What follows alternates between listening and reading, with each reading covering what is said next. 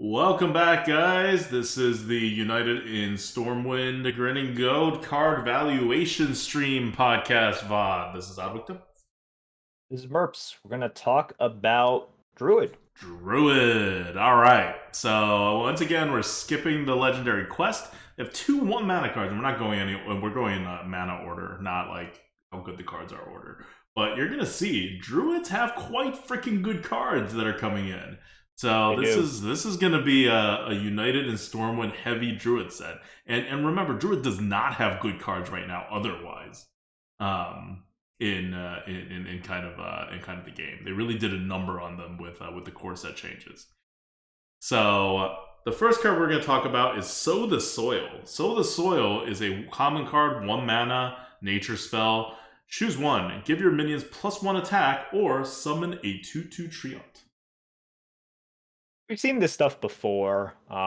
Just this choose one where either of the two options, if they were just on their own, are like, oh, okay, it's a Raven or it's like a crappy Mark of the Lotus or Like it would be buff. like a C, low C. It'd be like Yeti. Yeah, but together, it's pretty good. I don't think this needs much discussion. We've just seen this so often. Well, So we didn't say the score yet, so it probably needs a well, little this is a discussion. yeah. This is a B. This is a B. Yeah, It's so cool. there's a pretty big jump between a low C and a B. A low C is like a 105 or something, and like a B is, I don't know, like 150.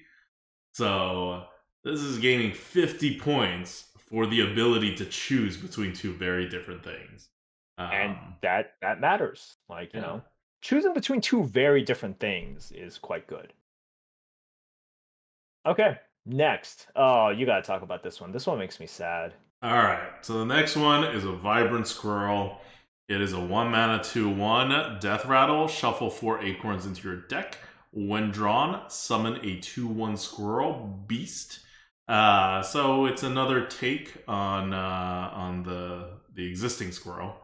Um, Except this time you don't get to pick when you play these Squirrels, which is really freaking important to Druid. And also, just the meta doesn't have the same types of buffs outside of Arbor Up that other metas have. This is rated just a C, as in this is I would take it over a Yeti, but not much more over a Yeti. And I have mathed this out super hard, so we may not have an algorithm anymore, but this is not that hard to math out.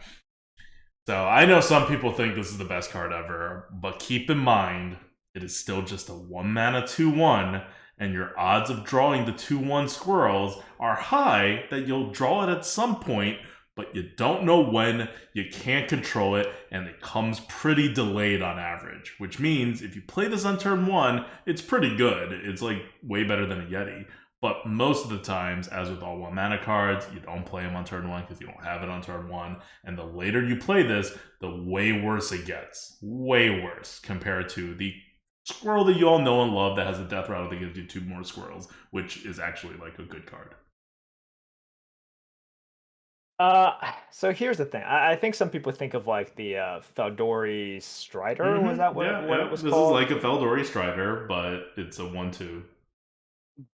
Or a 2/1 even. Sorry, a 2/1, yeah. That's a so yeah, the difference is when you get a free 2/1, even on Druid, it is a lot worse. And when I say a lot, it is a lot worse than getting a free 4/4. Crazy, huh? 4/4 is just that much better than a 2/1. Now, I thought this was still better than a C. Like to Yeah, like me, a this Feldori was Strider is like a B or a B plus. I forget what it would end up being, but a Feldori Strider is really good. yeah. So this I still wanted. I was like, oh man, I think it's higher. I think it might be like a B or something.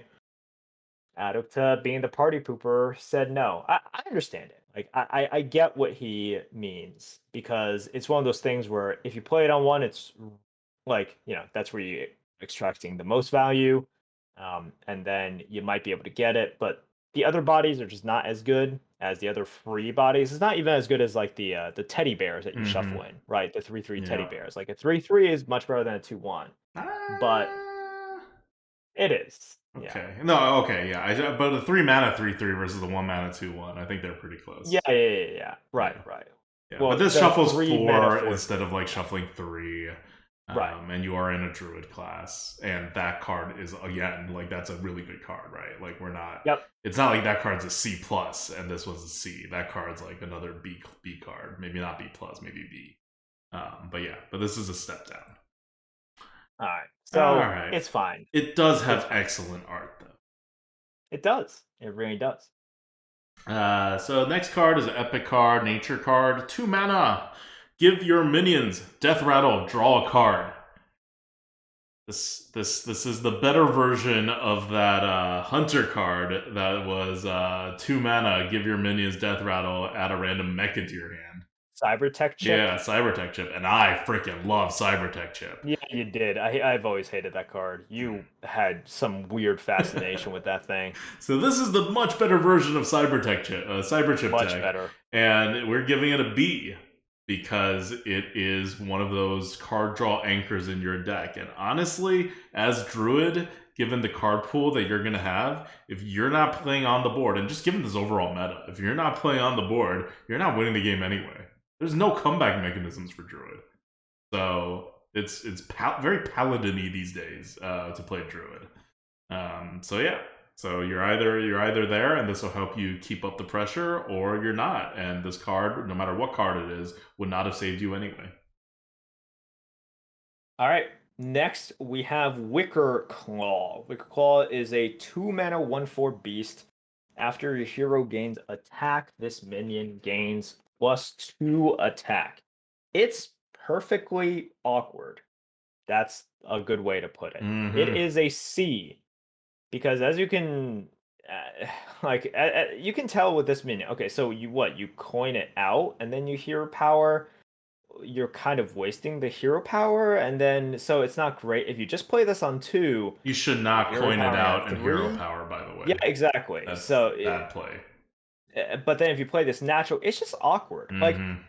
there are ways to get some value out of it, but you're looking beyond the turn 2, turn 3, Yeah. or coin 2 into 2 plays, and beyond that, why does it matter? Why, like but it's got applicability. It's got the beast tag. It's a 2 mana 1/4, which means on its own, it's not like dead in the water. It's not like a Yeah. 2 mana 1/3, right? Which is like complete trash. So it's a C. It's not even like a strong C. It's just No, like it's just a C. C. It's like, would I It's rather just a have C. this or a Yeti? Yeah, about the same. Like, this will be more interesting later on for like tempo plays, but a Yeti's a better curve card. It's also like 2 mana 1/4s tend to live longer than you think they do because no one like cares about them, and it takes like a few turns to like knock them down that early in the game. So it could conceivably be used on turn 3 with a 1-drop and a hero power, or even be alive on turn 4 with a hero power and another 2-drop. Like, this ability comes in like more often than you might think if you're like not looking for it. But if you're trying to force this ability to come out, you're doing it wrong. Next, we have an epic card, Oracle of Elune. It's a 3 mana 2/4. After you play a minion that costs 2 or less, summon a copy of it. This is a B. And you're giving up quite a lot of well, you're giving up 1 stat, but that's a very important stat. The difference between a 2/4 and a 3/4 for 3 mana is huge. So we give this a lot of credit, and it's a very good ability. It's a really, really good ability because there's tons of 2 or 1 mana cards that are just good. Like they have extra effects, they're just good, or you just get a lot of tempo. You could play this on 3, but you could also just hold it. It's so good that you can just like hold on to it, and then on turn 5, Insta like board. play this. Yeah, insta board. And then just kind of even got like a little bit of a snowball potential to it. So Imagine quite play good. this on 3. You play the pack mule on 4. You get 4 taunted pack mules, and with this hiding behind it, and then you just win the game on 5 with Arbor up. Game. Sure. Guaranteed that's going to happen to all of you at some point. Okay, sure. All right. Anyways, next we have Kodo Mount. This is the first of mounts. All right, we got the mounts now. Kodo Mount is a 4 mana spell, rare spell. Give a minion +4/+2 and rush. When it dies, summon a Kodo. The Kodo is a 3 mana 4/2 beast that has rush. So you'll see with these mounts, whatever stats/abilities are being added, that is going to be the stats of the mount. It's very flavorful, very flavorful. You are literally just adding this mount, which has the exact stats and abilities. And for the Kodo mount, we put it at a B plus. This is like high, and for me, I'm just like, oh, it's close to an A. Here's kind of the reason why it's not so like awkward. Yeah, it's a little bit awkward. So you're like, oh man, +4/+2 and rush, and it has a secondary body that has rush. But Every keep part in of it is mind, B awkward. plus is better than a Blessing of Kings. Blessing of Kings Yeah, is yeah, just a B. Well, yeah. So B plus is better than Blessing of Kings, and if you're looking at like minions or whatever, it is a Wrapped Golem, right? We're at Wrapped Golem. Yeah, we're at quality like there. good stuff here. Yeah, You want to so take this it card. is- Really want to take this card. It is very, very good. We're just talking about like why it's not like kind of like a bonkers premium card. Yeah. So here's why it's not an A. An A gets you into like really elite territory here. A lot of times you're not going to be using the rush. Like you just aren't, because it's kind of expensive, right? So a decent amount of times you won't use the rush, which means you're just using the +4/+2. If you're using +4/+2, the 2 health isn't as much as you want it to. If you're buffing stuff, you want more health. Also, when it dies, the rush is good, but you're not going to be using that rush that often as well. So, like, you're looking at all this stuff, and you're like, okay, the initial rush, you're not going to be using as much as you want to use it.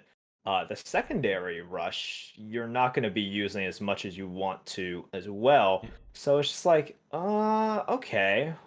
You're just not getting as much as you think you are on average. You're still getting a ton. Like, remember, this is the only thing holding it back from like an A, right? This is B plus. You're getting This a is not crap an ton A. of stats. You're getting a 4/2, and you're getting +4/+2, and it's only 4 mana. So no one could take away the crap ton of stats this gets, which is why it's a B plus. But it's awkward. It's very awkward. Yeah. Like, the Kodo that comes out is almost never going to rush, because what the hell are you buffing that you're going to kill it on the turn, right? So it would have to kill something, live a turn, your opponent doesn't kill it, then you manage to kill it, and then your Kodo still has a target. Like, it's super unlikely that your second Kodo rush means anything.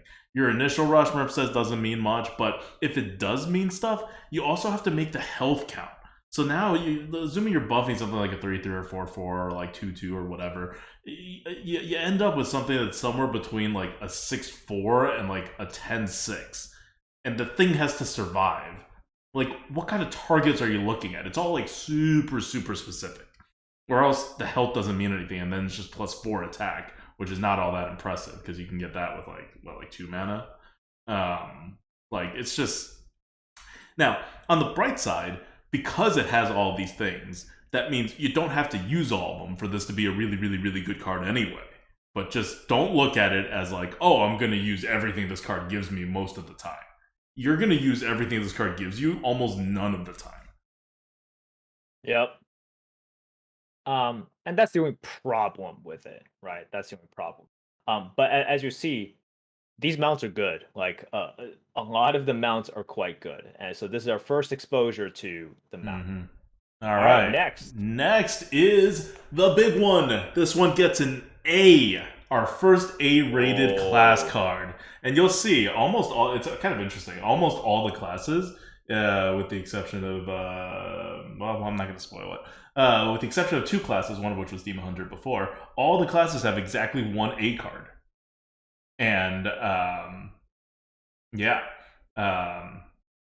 and so there's like a card that kind of represents them in the arena in this United and Stormwind expansion, which I think is pretty cool. But the Druid one is Park Panther, 4 mana 4/4 beast, rush. A 4 mana 4/4 rush is already pretty good. Like, you'll take this over a Yeti if it's just a 4 mana 4/4 rush. On top of that, though, this card has, whenever this attacks, which includes the turn you play it, assuming it has any target whatsoever that you're throwing it into, give your hero 3 attack this turn. I don't know what they were thinking when they put this together, but it was very clear they wanted this to be a very like premium kind of like normal statted, like, you know, make the Druid good, like kind of like usable card, because there's just so much going on here. This is 7 damage of initiative right off the bat, and your Park Panther, if it lives, will give you 7 more the next turn. Yeah. Chat's already talking about Storm Strike, and we know how like it's just so good Storm Strike is, and this is so much better than Storm Strike. It's crazy. It's like we're getting to anime levels of like creep, right? It's like you know, after the first arc and your protagonist is like, holy shit, like look how powerful like the main villain is, and then they beat him, and then of course the next like season comes along, and then like of course to establish just how much more powerful, it's like the next villain comes, and then like the first villain like comes back, is like, I want revenge, but then the next villain just uses a pinky and then like impales the first villain just to show it's like, all right, this is what you're dealing with now. Yeah, this is sort of where we're at. It's like you had the Storm Strike and we're all like, holy shit, that's so good. And that was a power creep on the Hunter like thing. Yeah, the Hunter flanking strike. Yeah, so if we're looking at Hearthstone, the anime, this is like, you know, season 22, and like we're in super like you know, Ultra Instinct Bankai mode here. Remember when Fire Plume Phoenix was considered a premium card by some people? Yeah. Remember how it was up in discussion as one of the best cards ever in our podcast with Kel?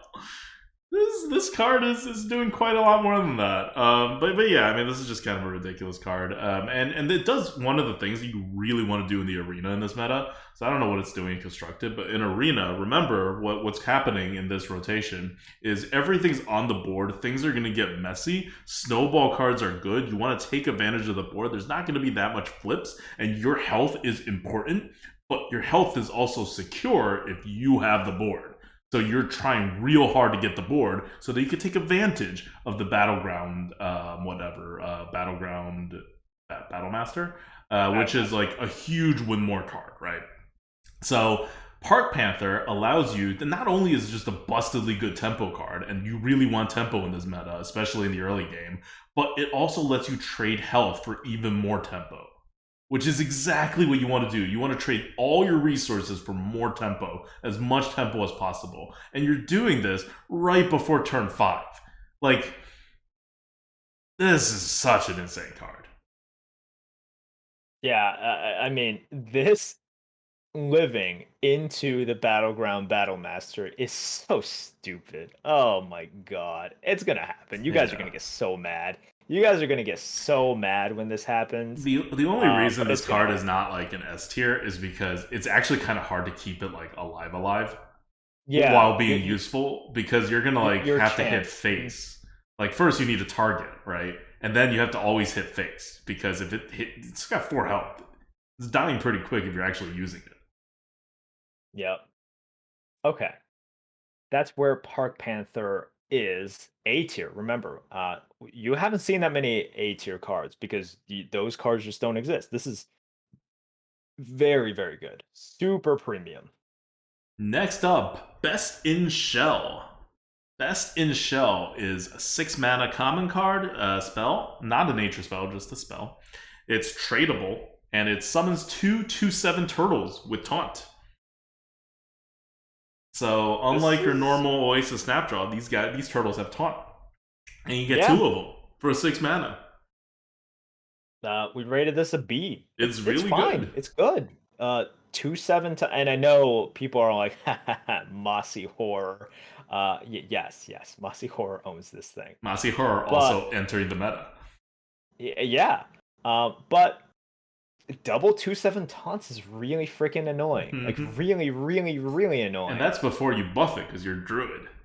Yeah. So this is quite good. And then the tradable, it's nice. Although you're not trading this like a lot. You're trading it. This is one of those tradables we've looked at so far. Generally, you trade it to get something more useful. This is a pretty end game card, but you trade it like in your mulligan. Like, you find Yeah. this in your hand and it's turn 1 and you have nothing to do on turn 1, you just have a mana, you throw this away. Try to get better Yep. curve cards.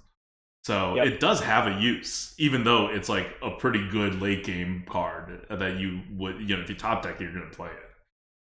Yeah. I think that example is the best one. You end up within your mulligan. You didn't have a turn 1 play, and you're just like, okay, off you go. Give me a 3-drop, right? Yep. All right. Lastly, we have the legendary 8-mana 5/5 Sheldress Moontree. Battlecry. The next 3 spells you draw are cast when drawn. Big fat F. Big fat F. Just make That's sure an you F. draw a lot of best in shells right after you play this card. Yeah, I know. Seriously. It's an 8-mana 5/5. This is a F. You're not gonna have that many spells, and you have to draw them, which so your percent of each turn hitting one is like pretty terrible. And then they get cast. They may not be big spells. You got to have a lot to make up for it. They're all delayed. Like, this is bad. Yep. Okay. Cool. That's it for Druid. Very good, Mm-hmm. kind of package. I think Druid, if you're looking at this as a Druid, you're like, wow, I got tons of stuff that number 1 is powerful. Number 2 works together Mm-hmm. very well. No misses. You got the curve. Yeah, no misses except for the legendary, but you don't get that. Yeah. But really, just no misses. Yeah. Your worst card is what, like the Wicker Claw? That's probably your actual worst card, right? The Wicker Claw. Because the Yep. Squirrel it doesn't have as high of a score, but it works. It works very well within what you want to do, which is Arbor Up, composting, just getting the board and everything, and the Squirrel is good for that. Yeah, so I think the worst card is Wicker Claw, and the others, we quickly get to very high scores. Yeah. So, Like, bees are serious. yeah, bees are very serious, and they have quite a few Bs, and then they get B pluses, and then the Park Panther. If you're a Druid fan, you're pretty happy. All right. That's it for Druid. I'm gonna give a shout out to David Attenborough Says, and who's our YouTube manager, helping us put this up later tonight, and also to Su Lin, who's been doing the 12-win runs for us. If you haven't checked in on the 12-win runs, we actually have gotten a lot of them in the last meta, and they were rolling in even towards the end of the month. So check those out if you haven't before this meta kicks in, and we'll continue to do so. We're having 1 full week of streaming as usual going into the new meta, so maybe we'll pick up some 11 or 12 win runs there. Although we're more exploring in the early week than we are necessarily trying to compete for trying to play the best class or get a 12 win. But anyway. Our YouTube will still carry all of our 11 and 12 win runs. And shout out to our YouTube manager and 12 win editor, David Attenborough Says, and Su Lin. All right. See you guys for next Hunter. See ya.